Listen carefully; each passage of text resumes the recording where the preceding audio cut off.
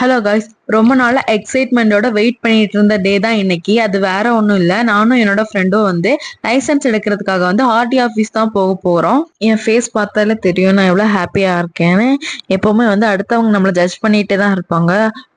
உனக்கு தான் நமக்கு தான் தெரியும், கண்டிப்பா நமக்கு என்ன வேணும் நமக்கு மட்டும்தான் தெரியும். நமக்கு என்ன தேவையோ அதை நம்ம கண்டிப்பா தேடி போய் பண்ணிக்கிட்டு தான் இருக்கணும். அதே மாதிரி தான் நான் வந்து இந்த டூ வீலர் வந்து எனக்கு கண்டிப்பா படிக்கணும்னு ரொம்ப ஆசை. அதனால நான் தேடி போய் படிச்சேன். எல்லாரும் நான் வேண்டாம்னு தான் சொன்னாங்க, நானே தேடி போய் படிச்சேன். இன்னைக்கு லைசன்ஸும் எடுக்க போறேன். அதை நினைச்சு நான் ரொம்ப ஹாப்பியா இருந்தேன். அப்புறமா டிரைவிங் ஸ்கூல்ல இருந்து வந்து ஒரு ஃபார்ம் கொடுத்திருந்தாங்க. இந்த மாதிரி அதுலயே நம்ம நம்பர் போட்டிருப்பாங்க. அந்த நம்பர் படி எங்களை வரிசையா நிக்க சொன்னாங்க.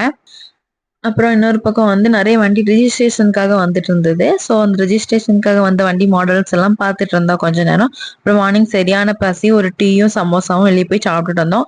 அப்புறம் அங்குள்ள டெஸ்ட் எல்லாம் முடிஞ்சதும் தக்கலை வந்துட்டோம். தக்கலையில வந்து சார்ஜா குடிக்கணும் கிரேவிங்ஸா இருந்தது. ஆனா ஒரு பேக்கரியில சார்ஜா குடிக்க போனோம், எங்களை செமையை ஏமாத்தி விட்டாங்க. இந்த சார்ஜா 60 ரூபாயும் நல்லாவே இல்லை, குவான்டிட்டியும் கம்மியா இருந்தது. இது மாதிரி நீங்க எங்கேயாவது ஏமாந்துருக்கீங்க?